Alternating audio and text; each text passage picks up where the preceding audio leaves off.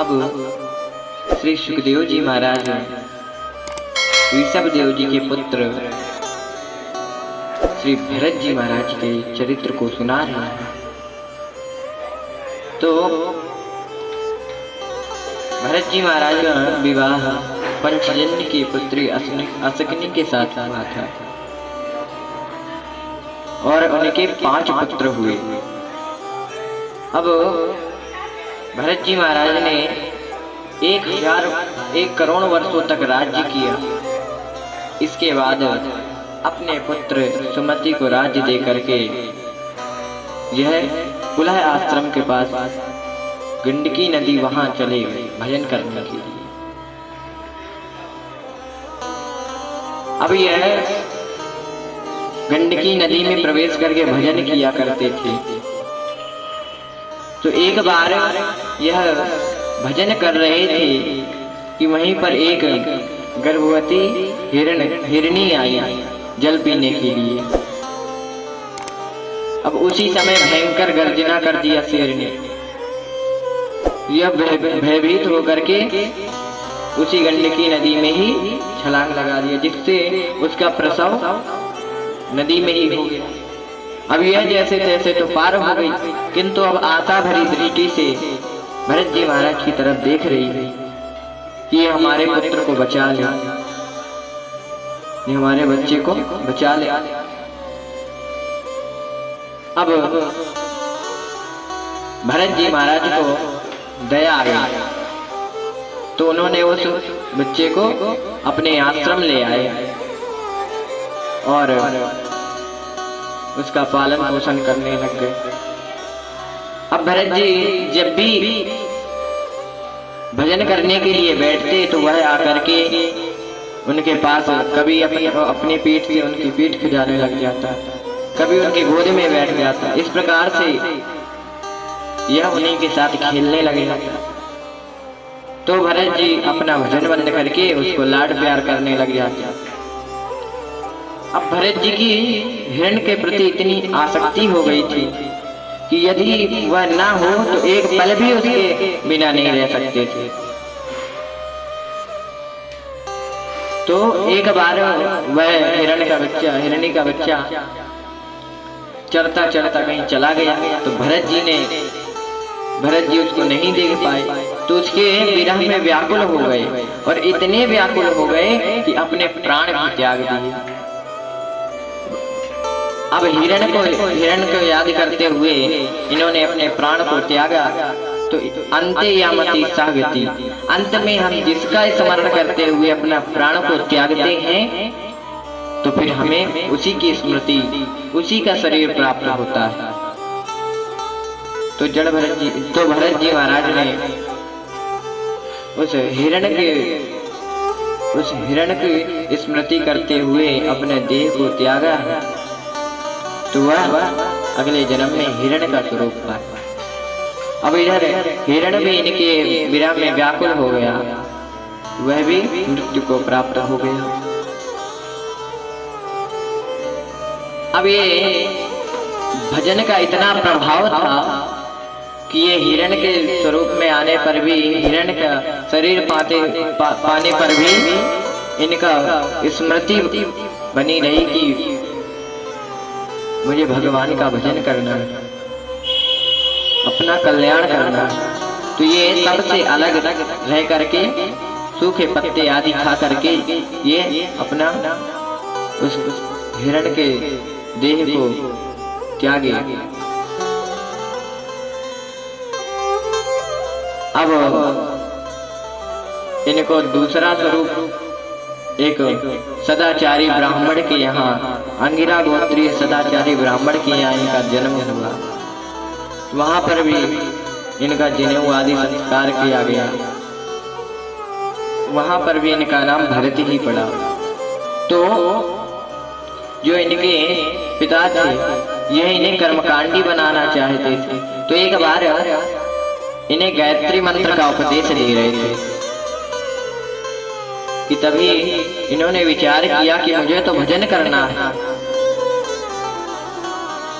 मैं यदि यहाँ रहा तो मेरे पिताजी मुझे कर्मकांडी बना देंगे, किंतु मुझे भजन करके तो अपना कल्याण करना है।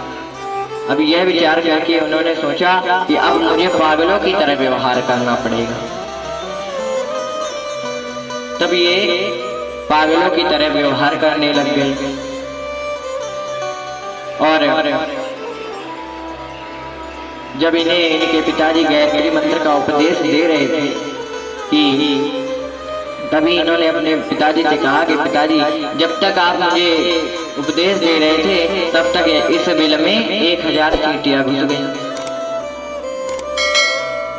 अब पिताजी तो परेशान हो गए।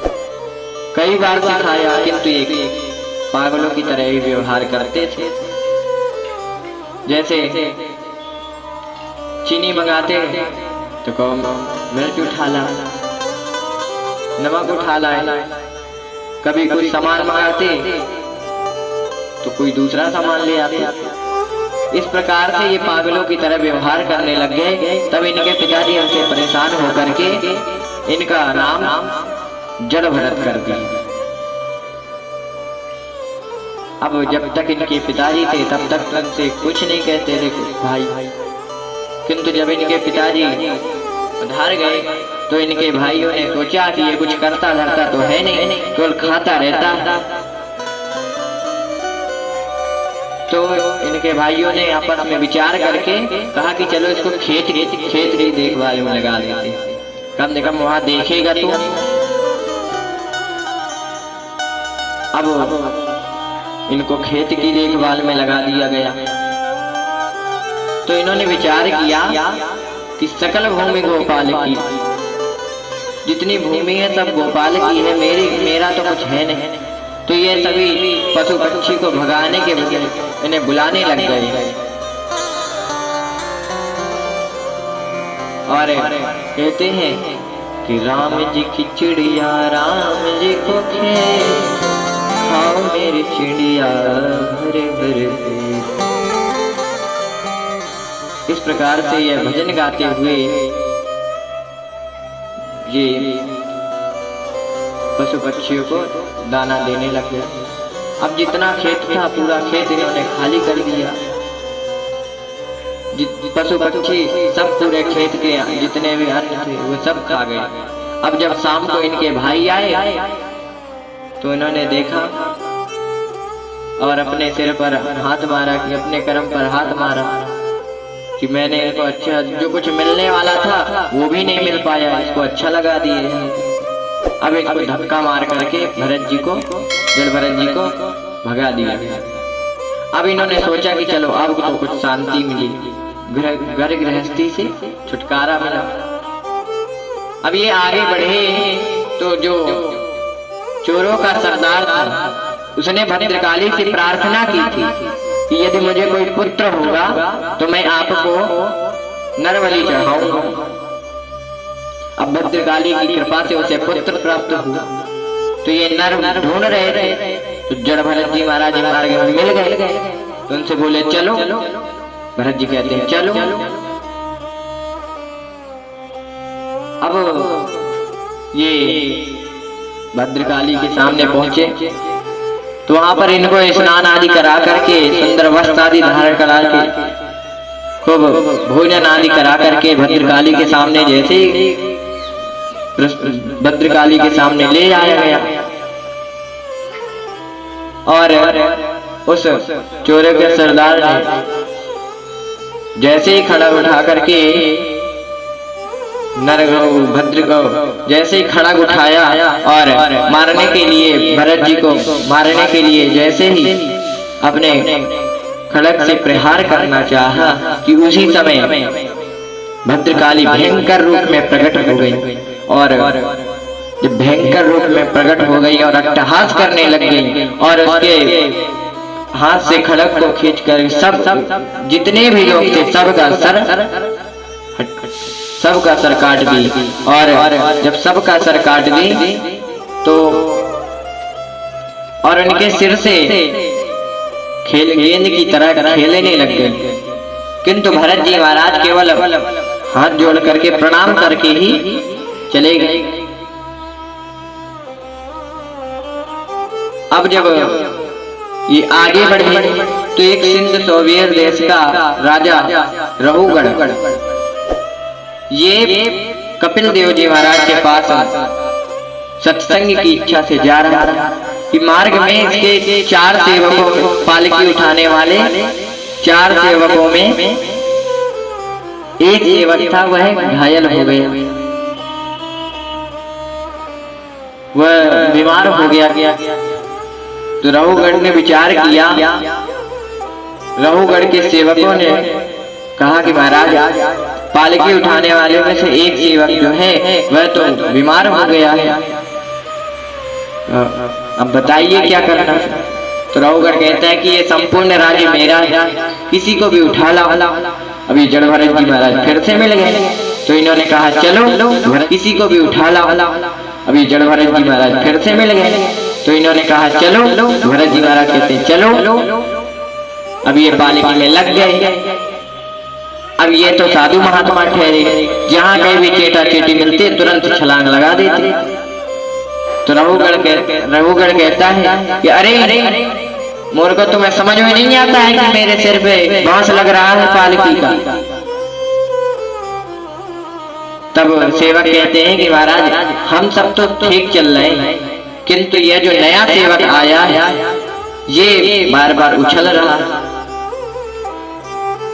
तब रहुगढ़ व्यंग कसते हुए भरत जी को कहता है कि देखो कितना बेचारा दुबला पतला है, लगता है कई दिनों से खाया नहीं, और पालकी का सारा बोझ तो इसी के ऊपर है। इस प्रकार से रहुगढ़ व्यंग कसने लगे। तो इधर भरत जी महाराज तो चुपचाप रहे, फिर से कहीं चेटा चेटी में लग गया। तो भरत जी फिर से छलांग लगा। तो रहुगढ़ क्रोध से तपतपाता हुआ कहता है कि अरे तुम्हें समझ में नहीं आ रहा है उतनी देर से, जिस प्रकार से यमराज पापियों की चिकित्सा करता है उस प्रकार से मैं तुम्हारी चिकित्सा करूंगा। अब इधर भरत जी महाराज ने विचार किया कि अब इसका बोझ एक साधु के ऊपर आ गया, अब इसको कल्याण करना चाहिए। तो भरत जी महाराज कहते हैं कि राजा स्थौल्यम काश्यम व्याधय आधयश्च क्षुत्रं भयं कलिरिच्छा जरा च निन्द्रारतिर्मन्युरहन् मदसुचो देहेन जातस्य न सन्ति। अब भरत जी महाराज कहते हैं कि राजन अभी जो तुमने कहा कि दुबला पतला भूखा प्यासा आदि व्याधि कला इच्छा निंद्रा प्रेम ये सब धर्म शरीर के होते आत्मा के नहीं, और शरीर के धर्म का जो प्रभाव है ये आत्मा के ऊपर नहीं आता है। इसलिए कहते हैं कि न जायते म्रियते वा कदाचिन नायं भूत्वा भविता वा न भूयः अजो नित्यः शाश्वतोऽयं पुराणो न हन्यते हन्यमाने शरीरे। आत्मा का कभी जन्म नहीं होता है, आत्मा अजन्मा है, और आत्मा की कभी मृत्यु नहीं होती। आत्मा सनातन है, पुरातन है। इसलिए गीता जी में भी कहते हैं कि नैनम चिन्नन्ति शस्त्राणि नैनम दहति पावका न चैनम क्लेदयन्त्याहो न सोऽसवति मारुतः। आत्मा को कोई शस्त्र काट नहीं सकता है, आत्मा को जल गला नहीं सकती है और आग जला नहीं सकती, वायु सुखा नहीं सकता। अब जब जड़ भरत जी महाराज ने ऐसा उपदेश दिया तो रघुगण पालकी से कूद पड़ा और सीधे भरत जी महाराज के चरणों में आया और भरत जी महाराज से कहता है कि कस्तम निगुण चरसी दुजाना विवर्षि सूत्रम कतमो वधूत कस्यापि कुत्रत्य इहा विकस्मात् क्षेमाय नश्चेयसि नोत शुक्ला। तो रघुगण कहता है कि महाराज आप कौन हैं? आपके ब्रह्म सूत्र को देख करके तो ऐसा लग रहा है कि आप ब्राह्मण हैं। कहीं आप भगवान दत्तात्रेय तो नहीं, अथवा कहीं भगवान कपिल देव जो मेरे ऊपर कृपा करने आ गए। प्रभु नाम संके सुरराज वज्रान न प्रेक्ष शूला नयमस्य दंडा नाग्नर्क सोमा नीलवेद्य पात्रा शंके व्रसंभ्रम कुलावमाना। तो रघुगण कह रहा है कि देख देख प्रभु, मैं ना इंद्र के वज्र से डरता हूँ, ना शिव जी के त्रिशूल से डरता हूँ और ना यम के दंड से डरता हूँ। अग्नि सूर्य चंद्रमा वायु किसी से भी नहीं डरता हूँ। मैं केवल डरता हूँ तो ब्राह्मणों के अपमान से डरता हूँ। प्रभु अभी अभी जो आपने कहा कि ये शरीर का जो धर्म है ये आत्मा में नहीं, शरीर के धर्म का जो प्रभाव है ये आत्मा के ऊपर नहीं पड़ता। प्रभु यह बात मुझे समझ में नहीं आई कि जैसे देखिए हम किसी चीज को पकाते हैं तो सबसे पहले पात्र रखते हैं, पात्र में जल डालते हैं और जल के बाद फिर चावल डालते हैं। जब फिर उसके बाद हम उसको चूल्हे में रख देते हैं तो जो अग्नि का सीधा संबंध चावल से तो नहीं, पहले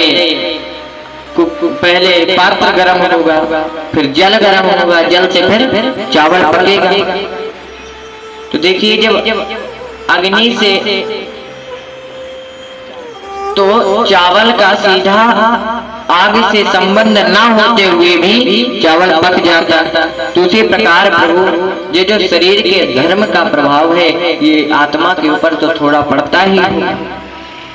तो महाराज जड़ भरत जी महाराज कहते हैं कि अकोविद कोविद वाद वादा वदस्यतो नाति विदा सूर्यो ही व्यवहार में तत्त्वावमर्षे न सामनन्ति। तो जड़ भरत जी महाराज कहते हैं कि राजा तुम हो तो एक नंबर के मूर्ख, किंतु बातें तो ऐसी कर रहे हो कि जैसे बहुत बड़े विद्वान। अरे नहीं, व्यवहार की बातों को तुम आत्मा में ले जा सकते हो। ये तत्व ज्ञान की बात है, ये ऐसे समझ में नहीं आई। तो रघुगण कहता है महाराज कैसे समझ में आएगी? तो जड़ भरत जी महाराज कह रहे हैं कि रघुगणे तपसा न याति न चेत्यया निर्वपणा गृहाद्वा न छन्दसा वजलाग्नि सूर्य विना महत्पादरजो विशेष। ये तत्व ज्ञान की बातें हैं, ये ना ही हमें किसी देवता की उपासना करने से समझ में आती, और ना ही हमें तपस्या करने से समझ में आती, और ना ही हमें अतिथि सेवा से समझ में आती, न वेद अध्ययन से समझ में आती, न व्रत आदि करने से समझ में आती है। ये समझ में आती है तो केवल भगवान के प्राण प्यारे भक्त हैं, उनके चरणों के आश्रय लेकर के ये समझ में आती। तो जड़ भरत जी महाराज कह रहे हैं कि राजन, तुमने भरत नाम के राजा को तो नाम सुना ही होगा। तो रघुगढ़ कहता है, हाँ महाराज, मैंने उनका नाम सुना, बहुत प्रतापी राजा थे, उन्हीं के नाम से ही तो ये हमारे अजनाभ खंड, हमारे देश अजनाभ खंड का नाम भारत पड़ा। तो जड़ भरत जी महाराज कहते हैं कि राजन, पूर्व जन्म में मैं ही भरत नाम का राजा था। मैं सब कुछ छोड़ करके वन आया और वन में भजन करने लगा, तो मेरी हिरण के प्रति आसक्ति हुई, जिससे मेरा दूसरा जन्म हिरण का हुआ, और हिरण का देह त्याग करके मैं ये ब्राह्मण का देह प्राप्त किया। तो राजन, तुम अपने राजा पने का अभिमान छोड़ दो, बताओ तुम्हारा कौन सा ऐसा अंग है जो राजा है। अब जब जड़ भरत जी ने रघुगढ़ को ऐसा उपदेश दिया, तो रघुगढ़ सब कुछ छोड़ करके भजन कर लिया, और भजन करके अपना कल्याण कर लिए। और जड़ भरत जी महाराज ने भी समय आने पर अपना कल्याण कर